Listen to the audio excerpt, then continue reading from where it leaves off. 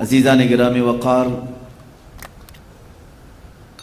اس فانی دنیا میں زندگی گزارنے کے لیے ہر انسان کی زندگی میں دو مرحلے پیش ضرور آتے ہیں۔ زندگی کے کچھ ایام امن و امان کے ہوتے ہیں اور کچھ ایام ایسے ہیں کہ جس میں قتل و قتال اور مقابلہ آرائی ہوتی ہے۔ تو اسی طرح تاریخ کا ایک اٹوٹ حصہ رہا ہے، جب سے انسانیت کی تاریخ کا سلسلہ اس کائنات میں، اس دنیا میں شروع ہوا ہے۔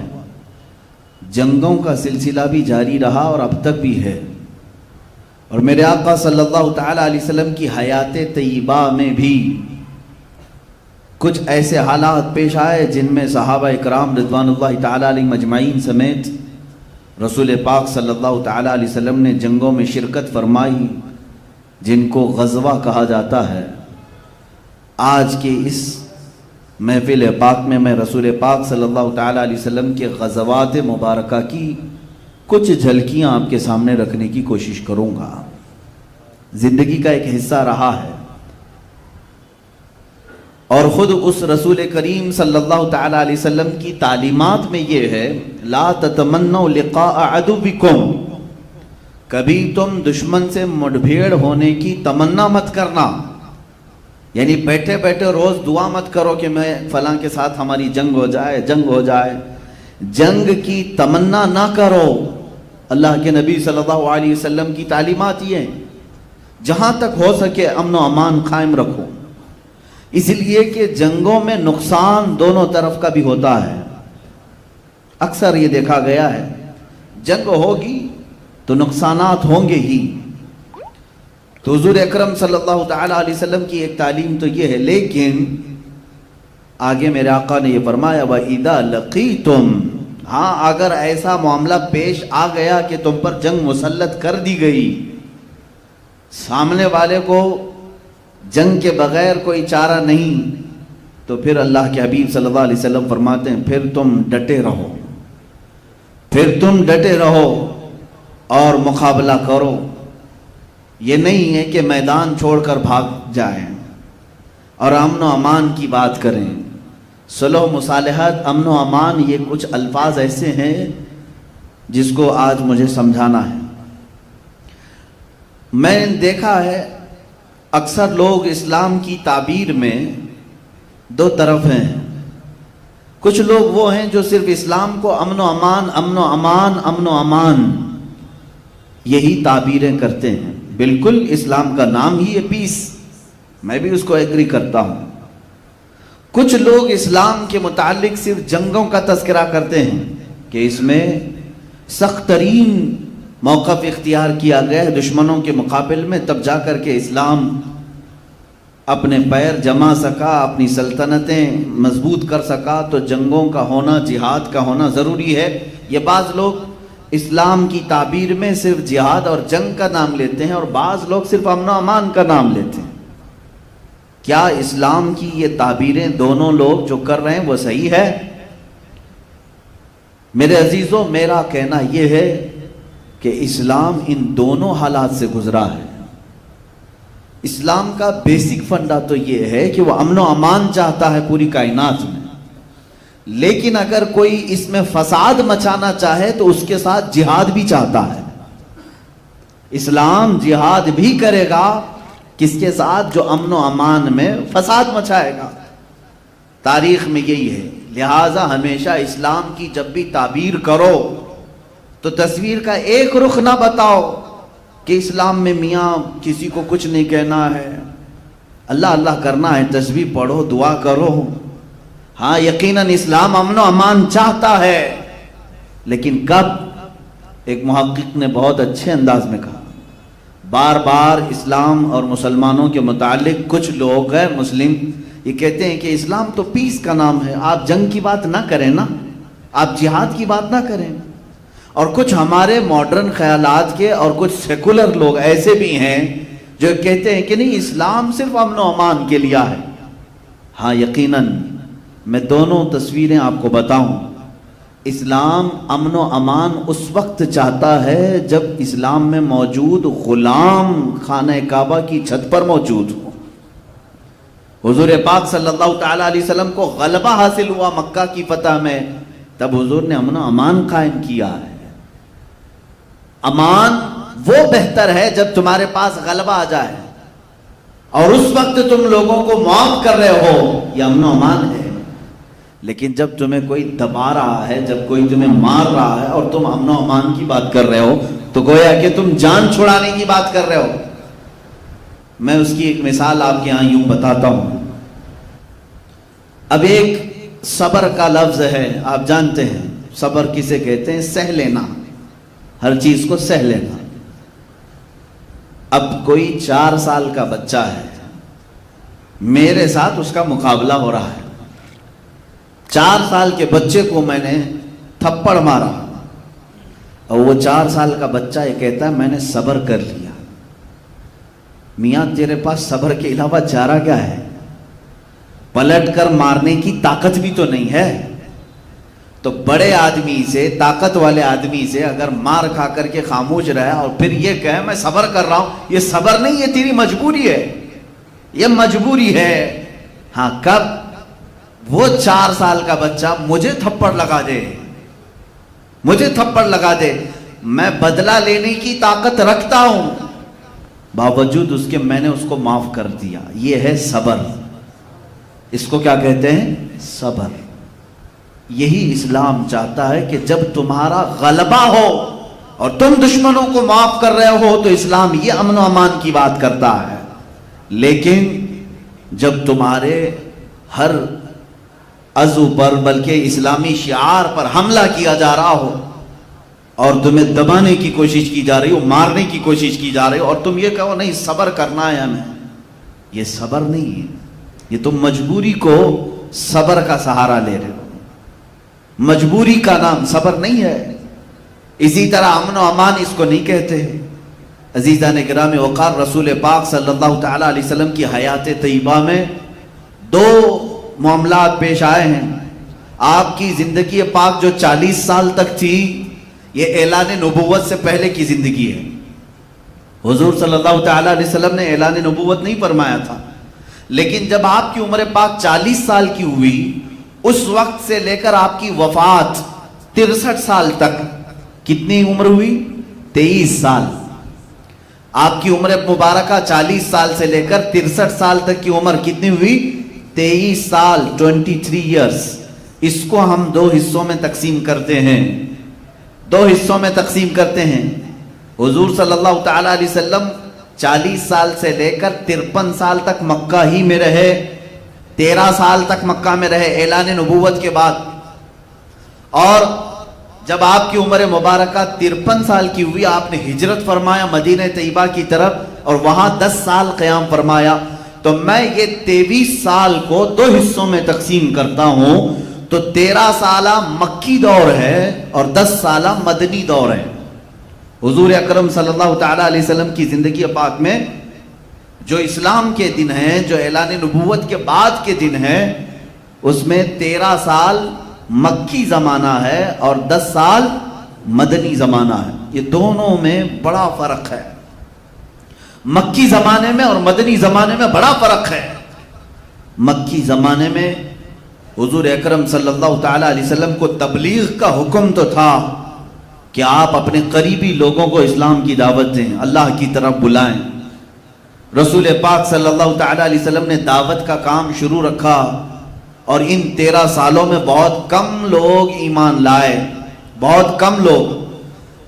یہاں تک کہ آپ کو لڑنے کا اور جہاد کا بھی حکم نہیں تھا. 13 سال تک حضور پاک صلی اللہ علیہ وسلم نے ایک بھی جہاد نہیں فرمایا. مکہ کے زمانے میں، مکی دور میں ایک بھی جنگ نہیں ہوئی، ایک بھی جہاد نہیں.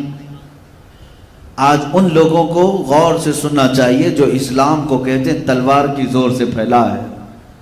میں تمہیں بتاؤں کہ کتنے زمانے میں تلوار اٹھائی گئی ہے اور کہاں کہاں اٹھائی گئی ہے. اور جہاں میرے آقا صلی اللہ تعالیٰ علیہ وسلم نے تلوار اٹھائی، آج دنیا کو ان جگہوں پر اٹھانا ضروری ہو گیا ہے تلوار. میں اس کو بھی ثابت کروں گا. رسول پاک صلی اللہ تعالیٰ علیہ وسلم کا جو دستور ہے وہ کائنات کا سب سے اعلیٰ دستور ہے. آپ کا جو نظام ہے وہ سب سے اعلیٰ نظام ہے, اس میں ایک نقص بھی نہیں, ایک عیب بھی نہیں آ سکتا. 13 سال تک کبھی مشرکین مکہ کے ساتھ قتال, جنگ, جہاد نہیں ہوا, کیونکہ اللہ کا حکم ہی نہیں آیا تھا. حضور پاک صلی اللہ تعالیٰ علیہ وسلم تبلیغ فرما رہے ہیں, بعض لوگ آیتوں کا مذاق اڑا رہے ہیں, رسول پاک صلی اللہ تعالیٰ علیہ وسلم کا استہزاء کر رہے ہیں, مذاق کر رہے ہیں. تب بھی اللہ تعالیٰ نے یہ فرمایا وَاصْبِرْ عَلَىٰ مَا يَقُولُونَ, جو لوگ کہہ رہے ہیں اس پر آپ صبر کریں. اے رسول پاک صلی اللہ تعالیٰ علیہ وسلم, آپ ان کے جواب میں قتل و قتال نہ کریں, لڑائی کرنے کا, جہاد کرنے کا حکم نہیں تھا. پھر اس کے بعد یہ 13 سال سخت ترین زمانہ ہے, مشکلات کا زمانہ ہے, مشقتوں کا زمانہ ہے. اس مکی دور میں حضور پاک صلی اللہ تعالیٰ علیہ وسلم کے غلاموں کے ساتھ انہوں نے کیسا کیسا برتاؤ نہیں کیا. حضرت بلال حبشی ان کی دشمنیوں کا اور ان کی ظلم و ستم کا ایک ایسا نشانہ بن چکے تھے کہ ان کے پورے جسم پاک میں داغ تھے, نشانات تھے. حضرت سمیہ کا انہوں نے ایسا خاتمہ کیا, وہ شہید ہو گئی. حضرت یاسر رضی اللہ تعالیٰ جو اسلام کے سب سے پہلے شہید ہیں, مکہ والوں نے انہیں قتل کر دیا, شہید کر دیا. کئی صحابہ اکرام کو جانوں سے انہوں نے ختم کیا, شہید کیا. خود رسول پاک صلی اللہ تعالیٰ علیہ وسلم پر بھی انہوں نے دست درازیاں کی ہیں, یہ تاریخ میں موجود ہے. حضرت ابو بکر صدیق ایک مرتبہ ان پر مشرکین اس قدر ٹوٹ پڑے, اتنا مارے تھے کہ آپ کا چہرہ سوج گیا تھا, آنکھیں نہیں دکھتی تھی, سوجن کی وجہ سے آنکھیں اندر جا چکی تھیں. یہ حضرت ابو بکر صدیق رضی اللہ تعالیٰ عنہ کے ساتھ انہوں نے کیا. حضرت عبداللہ ابن مسعود رضی اللہ تعالیٰ عنہ کی ناک پھوڑ دی تھی. طرح طرح کے مظالم ہوئے. ان تمام حالات کے بعد اللہ رب العزت نے اپنے حبیب صلی اللہ تعالیٰ علیہ وسلم کو ہجرت کی اجازت دی. پہلے مسلمانوں کی ایک جماعت ہجرت کر کے گئی, کہاں؟ حبشہ کی طرف. افریقہ کا ایک ملک ہے جس کو آج ایتھوپیا کہتے ہیں. ملک حبشہ کی طرف مسلمانوں کی ایک جماعت گئی جس میں حضرت عثمان ابن عفان بھی تھے رضی اللہ تعالیٰ, اور حضور صلی اللہ تعالیٰ علیہ وسلم کی صاحبزادی حضرت رقیہ بھی تھی, حضرت جعفر طیار بھی تھے. تو یہ مسلمانوں کا قافلہ مکہ سے ہجرت کر کے حبشہ چلا گیا. کفار و مشرکین کے ظلم و ستم اس قدر بڑھ گئے تھے کہ ان کو اپنا اصلی وطن چھوڑنا پڑا, وہ دوسرے وطن میں جا کر پناہ لیے. پھر وہ وقت بھی آیا جب اللہ رب العزت نے اپنے حبیب صلی اللہ علیہ وسلم کو بھی مکہ مکرمہ سے ہجرت کرنے کا حکم دیا. ہجرت کہتے ہیں چھوڑ دینا, ترک کر دینا. رسول پاک صلی اللہ تعالیٰ علیہ وسلم کی وہ ہجرت کا واقعہ پیش آیا. آپ اپنے ساتھ اپنے یار غار حضرت ابو بکر صدیق کو ساتھ لیے اور مدینہ طیبہ کی طرف رواں ہو گئے. یہ اللہ کے نبی صلی اللہ تعالیٰ علیہ وسلم کی جو ہجرت ہے یہ اسلام کا ٹرننگ پوائنٹ ہے. یہاں سے اسلام کی تاریخ ایک نئی تاریخ ہے. اور کیوں نہ نئی تاریخ ہو, آج بھی جو ہم 1442 میں چل رہے ہیں یہ تاریخ چلی ہی ہے حضور کی ہجرت کے بعد سے. بہت ساری تاریخیں ہیں, کسی کی ولادت سے تاریخ چل رہی ہے, کسی کی وفات سے چل رہی ہے, لیکن اسلامی تاریخ کہاں سے چل رہی ہے؟ حضور کی پیدائش سے نہیں اور نہ حضور کی وفات کے دن سے, بلکہ حضور پاک صلی اللہ تعالیٰ علیہ وسلم نے جو مکہ سے ہجرت کیا مدینے, اس دن سے اسلامی تاریخ شروع ہوئی ہے. آج حضور پاک صلی اللہ علیہ وسلم کو ہجرت فرما کر 1442 ہجری ہو گئی. ہجرت کی تاریخ یہ موجود ہے. کیوں میرے عزیزو؟ یہاں سے اسلام اب نئی تاریخ لکھنے جا رہا ہے. اسلام نے ایک ایسی نئی تاریخ لکھی جس کو انگریز قلمدان مائیکل نے کہا ہے, جس نے کتاب لکھی حضور پاک صلی اللہ تعالیٰ علیہ وسلم کے متعلق کہ دنیا میں سب سے زیادہ اثر اور لوگوں میں انفلوئنس ڈالنے والی شخصیت محمد صلی اللہ علیہ وسلم ہے. اسی انگریز نے یہ کہا, اپنی کتاب میں لکھا, لوگوں نے اس سے سوال کیا پہلے تو نے محمد صلی اللہ علیہ وسلم کا نام کیوں لکھا؟ تو کہتا ہے میں نے اس پروفٹ محمد صلی اللہ علیہ وسلم کی تاریخ پڑھی جس دن یہ اپنی دعوت کے لیے شروع کیا وہ مکہ کا پورا میدان تھا، لیکن اس کی تاریخ، اس کی دعوت پر لبیک کہنے والے صرف 2 تھے. ایک اس کی عورت تھی، ایک بھتیجا، ایک بھائی تھا حضرت علی رضی اللہ تعالیٰ، ایک عورت تھی سیدہ خدیجہ، اور ایک چچا کا بیٹا علی جس کی عمر 9 سال تھی. یہ مائیکل کہتا ہے کہ یہ دعوت شروع ہوئی تھی صرف 2 لوگوں سے. حضور نے دعوت دی، 2 لوگوں نے لبیک کہا. اس کے بعد اپنے قریبی ساتھیوں میں ابو بکر صدیق اور ایک غلام، یہ 4-5 لوگوں سے دعوت شروع ہوئی.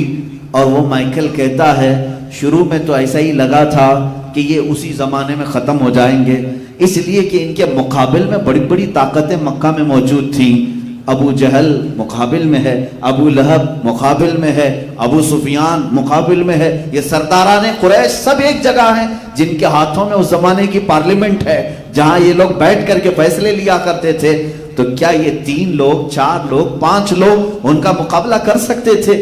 یہ مائیکل کہتا ہے 2 لوگوں سے شروع ہونے والی یہ دعوت میں نے آج کے زمانے میں دیکھا 1.5 ارب تک پہنچ چکی ہے. 150 کروڑ تک اس دعوت کو پھیلا دیا گیا. اور اگر یہ دعوت جھوٹی ہوتی تو 14 سینچریوں تک باقی بھی نہیں رہتی. آج تک یہ لمبی دعوت چل رہی ہے، اس کا مطلب ہے اس دعوت کے اندر ضرور کوئی سچائی موجود ہے. یہ میں نہیں کہہ رہا، ایک انگریز قلمدان جس نے تاریخ لکھی ہے، بڑی بڑی شخصیات کی. عزیزان گرامی وقار، یہ ہجرت میرے آقا صلی اللہ تعالیٰ علیہ وسلم کی ایک ایسا اثر دکھاتی ہے، یہاں سے اسلام کی نئی نشو و نما ہوئی ہے. اسلام کی بہترین جو سیاست ہے، جو اسلام کی سلطنت کہیں، خلافت ہے، یا اللہ رب العزت کے قوانین کا نفاذ ہے، یہ ہجرت کے بعد ہو سکا ہے. ہجرت زندگی میں کچھ چیزوں کو چھوڑنے کو کہتے ہیں، لیکن جب بندہ کچھ چھوڑتا ہے تو اللہ اس کو بہت کچھ اس کے بدلے میں دیتا بھی. حضور پاک صلی اللہ تعالیٰ علیہ وسلم ہجرت فرما کر جب مدینہ طیبہ تشریف لائے، اب یہاں پر جو حالات تھے وہ مکہ جیسے حالات نہیں تھے. مدینہ نرم دل لوگوں کی زمین تھی، وہاں پر لوگوں نے استقبال کیا تھا.